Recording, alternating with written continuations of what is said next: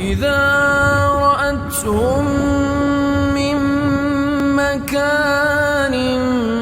بعيد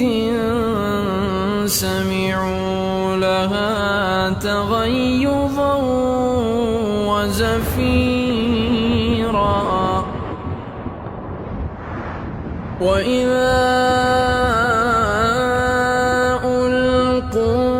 منها مكانا ضيقا مقرنين دعوا